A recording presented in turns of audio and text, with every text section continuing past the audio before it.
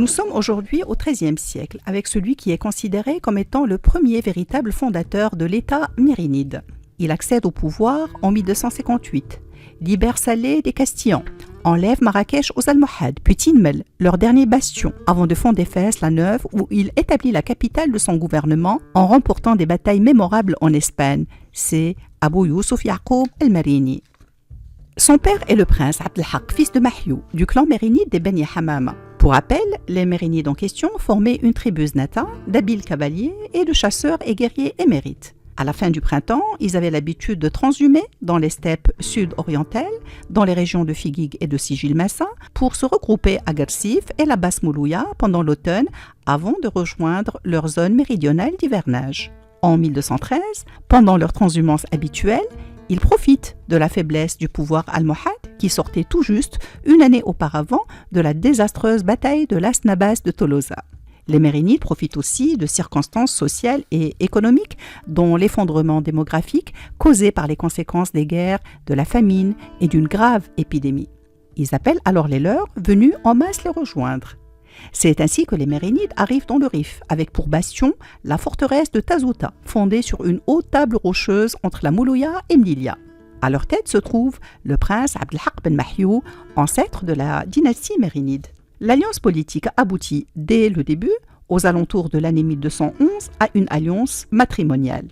Elle unit le prince Abdelhak à el-Yumn, fille de Ali ben Mahalli, de la tribu antique des Ptewa, qui réside anciennement dans le Rif, au bord de la Méditerranée.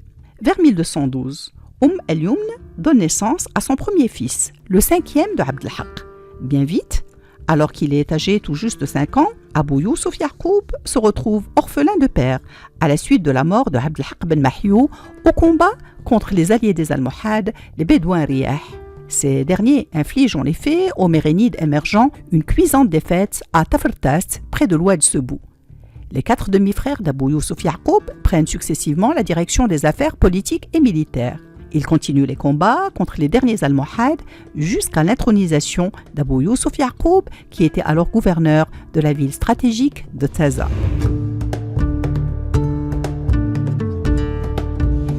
À la place de l'empire almohade, qui allait de l'Atlantique à Tripoli, s'étaient dessinés peu à peu des territoires morcelés nés sur ces décombres. En Ifriqiya, qui correspond aujourd'hui à la Tunisie, au nord-est de l'Algérie et au nord-ouest de la Libye, règnent les Hafsides, qui sont d'anciens gouverneurs au service des Almohades, déclarés indépendants, portant le nom de leur ancêtre, le chef des Hntata, Abou Hafs Omar, qui est originaire des montagnes du Haut-Atlas. Au Maghreb central, ce sont les Ianides, appelés également Beni Abdelouad, des Znata, cousins des Mérinides et non moins frères ennemis. Ils forment une principauté avec Tlemcen pour capitale et pour chef Yarmourasen Ben Ziyan. Au Maroc règnent les Mérinides. Dès son accession au pouvoir en 1258, Abou Youssouf Yaqoub fait face à la révolte de son neveu Yaqoub ben Abdallah, gouverneur de Salé, qui se proclame indépendant en 1259. Celui-ci va même jusqu'à demander le soutien des Castillans en la personne d'Alphonse X, qui ne se fait pas prier.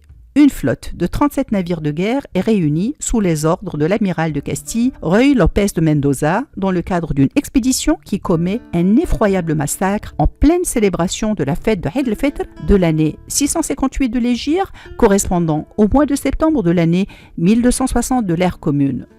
Pendant 2 semaines, Salé est occupé, ses monuments et ses mosquées saccagés, et un grand nombre de Salétains tués pendant que d'autres étaient réduits en esclavage et transportés comme des marchandises pour y être vendus au port de Séville. Devant la gravité des événements, le Mérinide Abou Youssouf Yaqoub suspend ses combats contre Yarmourasen Ben Ziyan. En une journée et une nuit, il arrive avec ses troupes pour libérer la ville meurtrie au terme de 14 jours de siège. Après avoir chassé l'occupant et installé le calme, Abou Youssouf Yaqoub fait construire les remparts de Salé du côté de l'océan, alors que les anciennes fortifications de la ville étaient uniquement terrestres, pensant que l'océan et le fleuve formaient une invincible barrière naturelle. Le sultan mérinide érige dans la même lancée, en cette année 1261, la majestueuse porte maritime fortifiée appelée Bab el-Mrissa, porte du petit port, connue aussi plus tard sous le nom de Bab el-Mellah. Exactement à l'endroit où les Castillans s'étaient introduits dans la ville, Abou Youssouf Yaqoub fait bâtir le donjon de Bourj Demoua, la tour des larmes, associée à la douleur et aux larmes de la défaite.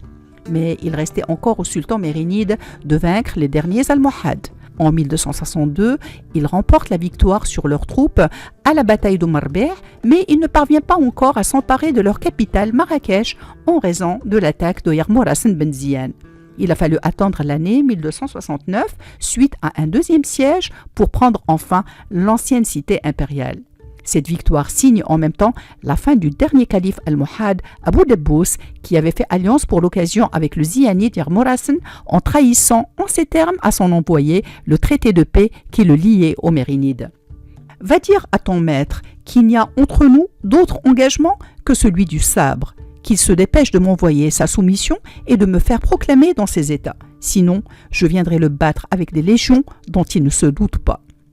Comme Yarmourasen avait profité de l'engagement d'Abou Youssouf Yaqoub à Marrakech pour faire des incursions sur les frontières orientales du royaume mérinide, Abou Youssouf Yaqoub s'est dirigé à l'est et a remporté en 1267 la victoire d'Oued Talar à l'est de Tlemcen contre l'émir Ziyanide qui a perdu son fils. Vient ensuite, en 1273, le tour de la prise de Tanger, alors aux mains de l'émir Azfid. Puis la conquête de Sigil Massa, soumise à une année de siège sous les coups des balistes et des machines de guerre, après qu'elle soit tombée aux mains des Zianides avec l'aide des Mnabha. En 1276, c'est la prise de Tinmel, premier et dernier refuge des Almohades où ils ont proclamé le prince Ishaq. Là, rattrapés par les troupes mérinides, les derniers Almohades sont décimés et jusqu'aux dépouilles de leur premier chef, exhumés et décapités, non sans réprobation et désaveu. 1276 est aussi l'année de lancement des travaux de la ville neuve, dite Fas Jdid, de même que l'ordre de construction de l'Aqsba de Meknès et de sa mosquée entre deux expéditions en Espagne, tout comme le sultan avait fondé une des premières médersas mérinides à Fès, appelée Sfarin, dite aussi Médersa Yaqoubia, car le sultan était sur tous les fronts. En Andalousie, à l'appel des Nasrides de Grenade qui l'ont supplié de venir au secours des musulmans, il avait préparé une expédition d'envergure. En 1275, il mène la bataille des Sija, qui porte en arabe le nom du commandant des troupes chrétiennes, Nuño González, seigneur de Lara, tué au combat.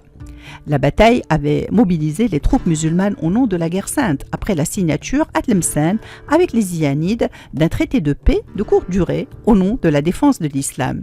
Malgré le déséquilibre des forces, on parle de 10 000 musulmans contre 90 000 croisés, cette bataille a été une grande victoire. Elle permet une autre avancée victorieuse vers Séville, puis d'autres campagnes du sultan mérinide, notamment la 5e vers Cordoue. Et lorsque les prêtres et les moines étaient venus intercéder et demander la paix, le sultan mérinide leur aurait répondu « Adressez-vous à Ibn Ahmar, car je ne suis ici qu'un hôte étranger et n'ai d'autre paix à vous accorder, excepté celle qu'il consentira à vous faire. » Pour dire que le mérinide ne combattait pas pour agrandir sa couronne. D'ailleurs, les chroniques retiennent qu'il avait eu pour exigence significative la restitution des livres musulmans et ouvrages d'art tombés aux mains des chrétiens pendant les prises de Séville et de Cordoue. Mais aussitôt le détroit franchi, Alphonse X trahit le traité de paix, obligeant le mérinide à rebrousser chemin pour libérer en 1279 la ville d'Algésiras assiégée pendant que son fils Abou Ziyan se faisait maître de Malaga, cédé par son gouverneur Ibn Ishqiloula. Mais au vu du nombre des conquêtes d'Abou Youssouf Yaqoub en Espagne, les alliés d'hier, notamment Mohamed al-Faqih, dit Belahmar, sont devenus les ennemis d'aujourd'hui, de peur de subir le sort des roitelets des Taïfas du temps des Almoravides. C'est à Algésiras, ville où il avait édifié la ville neuve, qu'Abou Youssouf Yaqoub devait trouver la mort de maladie en 685 de l'Hégire, 1286 de l'ère commune, pour être inhumé dans la nécropole du Chella auprès de son épouse el-Izz. Il venait de livrer quelques combats notables contre les Beni Lahmar de Grenade, alliés non seulement avec Yarmourasen Ben Ziyan, qui s'était vu chargé de harceler les frontières mérinides au Maroc, mais allié également, trahison suprême, avec Alphonse X, roi de Castille et de Léon.